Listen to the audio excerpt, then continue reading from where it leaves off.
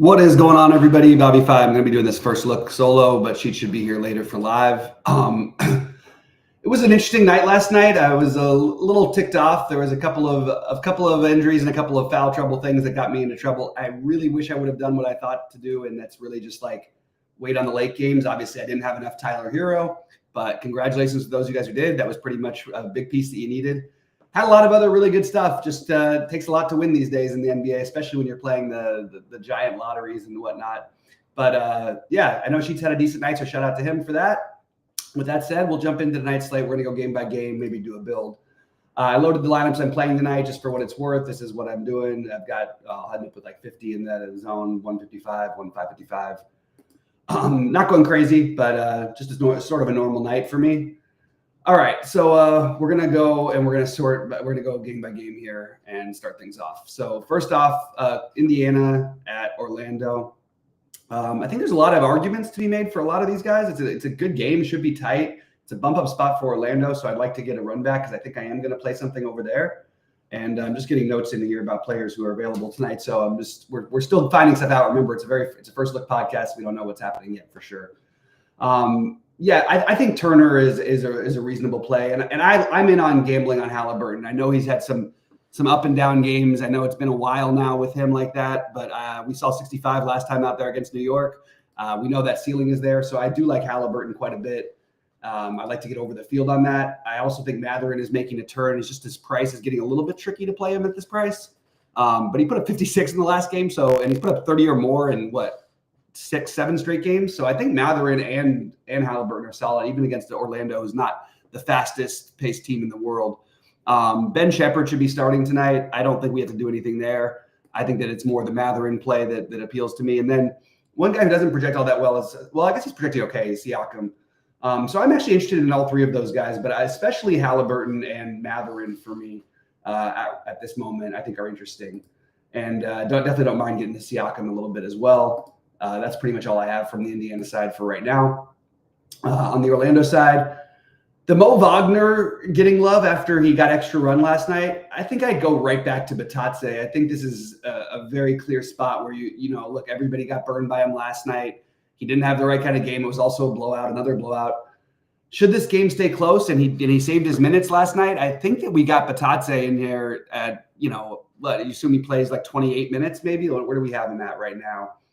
They've got him at 24. I'll take the over on that. So I actually like the Batadze play quite a bit, and I think it's a good pivot off of the Wagner. I don't really understand why Wagner's getting this much love. There's other value later to talk about. And love Franz Wagner. I was talking about Mo Wagner. Franz Wagner, I think, is a guy you want to get a good amount of exposure to. I'm just going to do this so I remember. I'm just going to make sure I get basically just starting off with near the field when I run my builds, and we'll run them at the end of this and see what we're getting.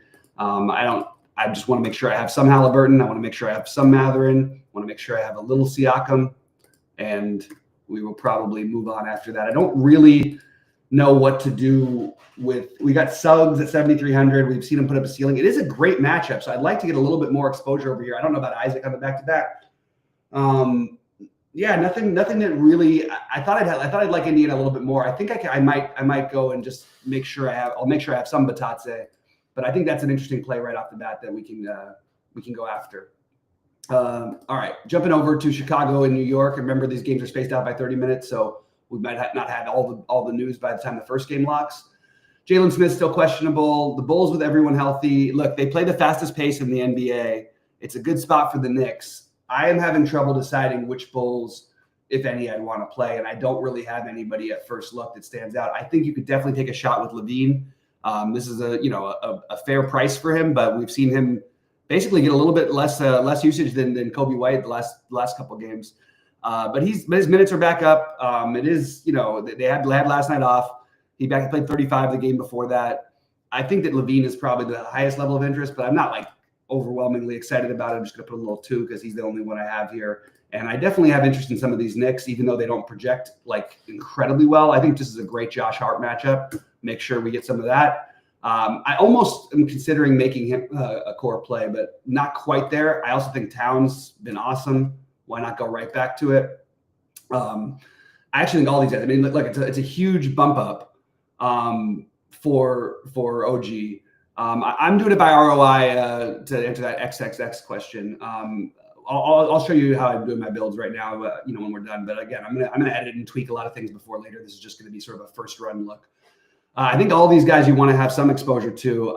We haven't seen the big Brunson games as much this season, but I'm just making sure I'm overweight basically. And again, it's not overweight right now. I know it's gonna give me whatever it gives me, but I do want to be overweight in general. The Knicks in a situation like this, the Bulls playing the fastest pace in the NBA.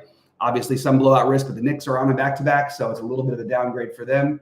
But we want to make sure to get at least some of them in there. And if anybody I had to make a core play would be Josh Hart. New Orleans in OKC. Jalen Noel is showing up because he's gotten some of the run lately, and it feels very fluid.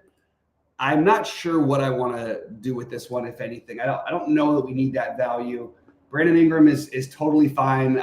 You want to have some pieces of him just because of, again, I'm just going to put a tiny number next to him just because he's got so much offensive responsibility.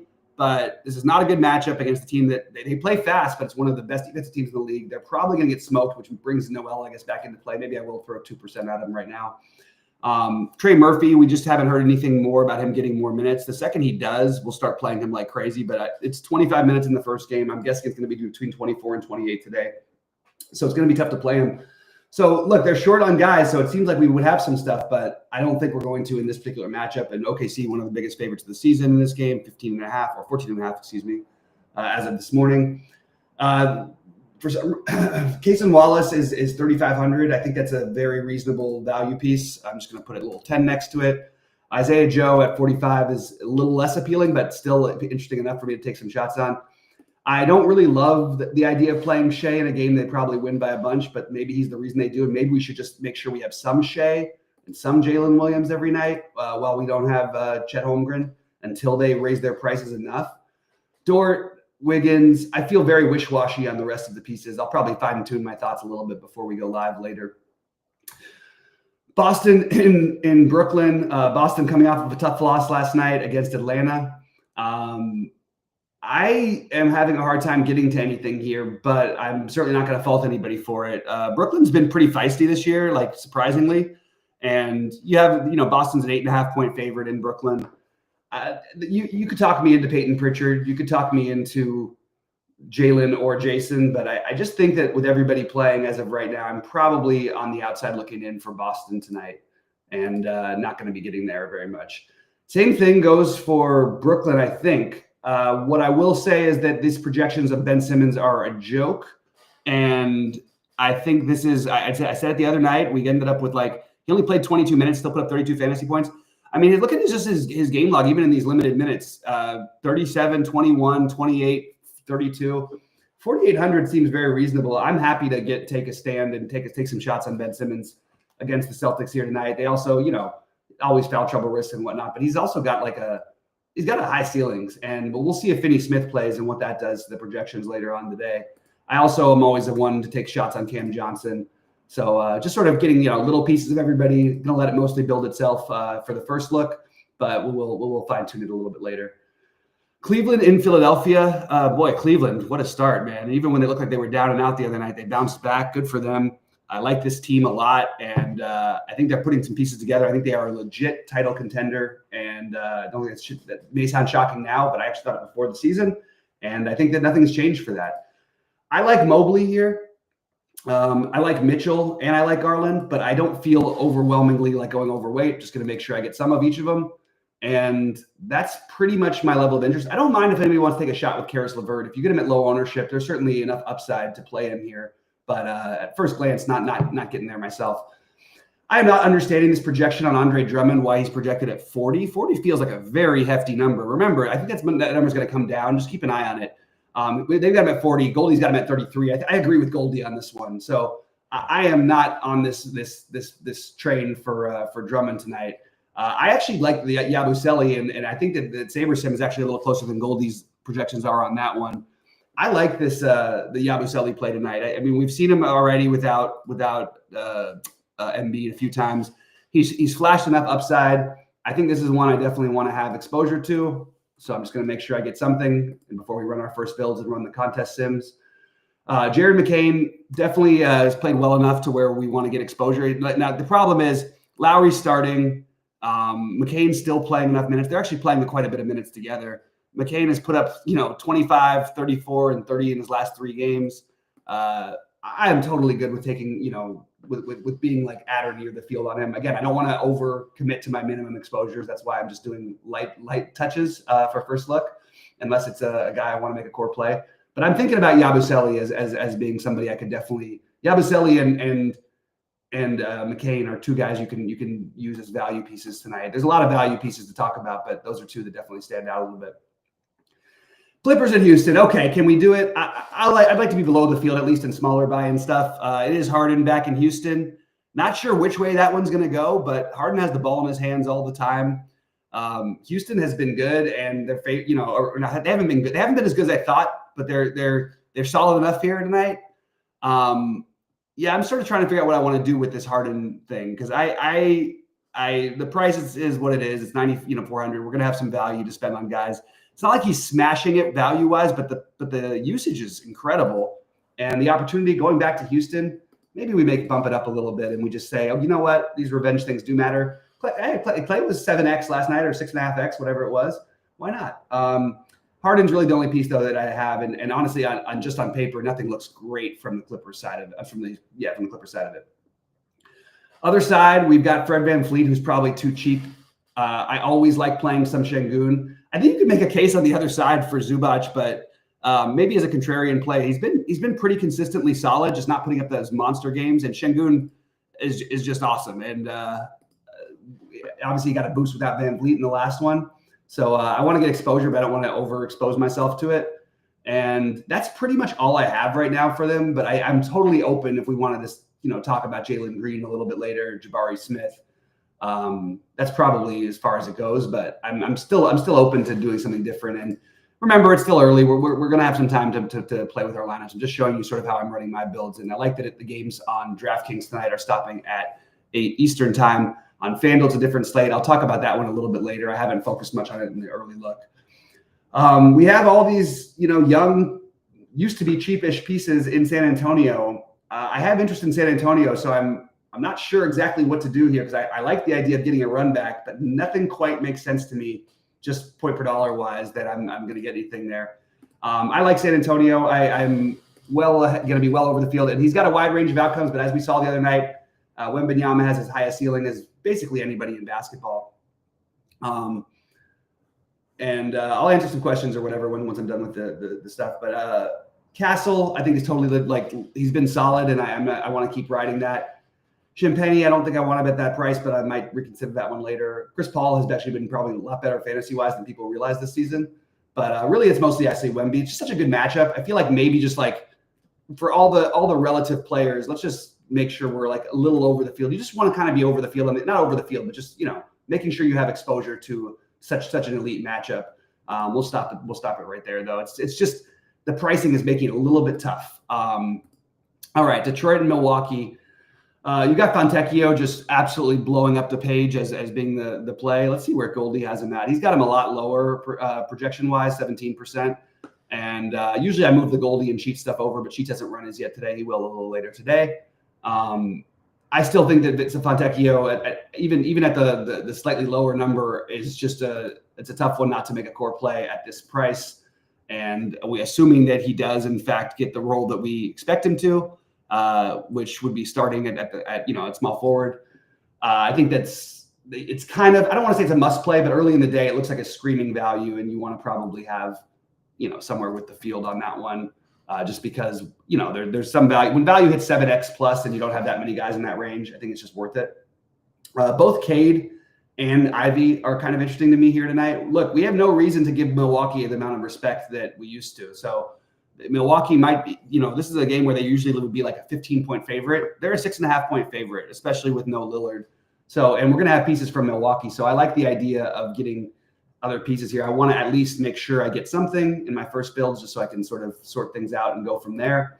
I like the Cunningham, and I'm even okay with a little Tobias Harris going back to Milwaukee. I actually don't mind taking a little bit of a shot there. Maybe not quite, we'll just do a little one. And Yeah, on the other side, you're going to have some definite interest from me. Ryan Rollins, assuming he plays, is virtual lock button status. When you start getting the 9x projections, they didn't raise his price. He put up 35, which would have been like probably 45 or 50 had he not gotten hurt. Hopefully he plays tonight. As of right now, I think he's like, I'm just going to put 50 next to him. Giannis and Wemby, I think you can do it. I think it's a little tricky, but maybe not the best way to build, but it's something that I'm certainly considering doing tonight. So we are going to put next to Giannis a nice little. They're going to give us plenty of Giannis anyway. We'll just put him at 20 and see where we go from there. Nice game for Brook Lopez yesterday. I don't love him on back-to-backs. And then AJ Green has played well enough to be considered like as a tournament dart. And as of right now, where am I missing something? Oh, they have him starting. That's why I was a little surprised. Yeah, I mean, it's probably a little bit of a higher price than you want, but I don't want to like X him out. I want a little exposure. Delon Wright, they brought back in the mix out of nowhere last night. I think we can go ahead and go back there. I'm a little irritated because some of that though was because of Rollins being out. So we're really gonna have to wait on Rollins. And now we'll build some lineups, but I'm going to talk about what X is saying. I'm always confused by what the numbers are for the flagship and besides the value column. What are you asking about here? Because status, flagship is the flagship ownership. That means SaberSim's ownership. This is Goldie's ownership. I'll put this right over here for you. I don't know what the value is. The point per dollar. That's what the value means. So he's projected at 26.64 at 3K. Those are what those mean. For the flagship and the side the value column. Yeah, throw that one out there again if that doesn't make any sense. I think it's pretty straightforward, but I understand not everybody's familiar with the system. But yeah, I think it's that's just where it's at. So let's build lineups. Let's see what we get, and then let's see what we get when we run a sim, and see where we're at afterwards.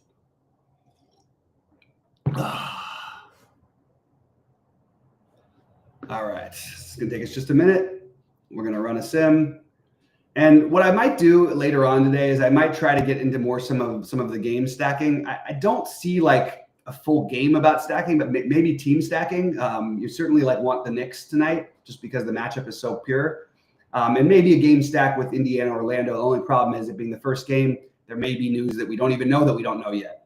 Embiid wants to play tonight. Oh, wow. But talk about talking out of both sides of your mouth. Well, we'll see. Well, the good news is we'll see on that one. It's I don't think it's going to be like a surprise at 7:30. Oh my God, Embiid happens to be playing. We'll see. We'll get an idea of it throughout the day. What a weird freaking guy, man.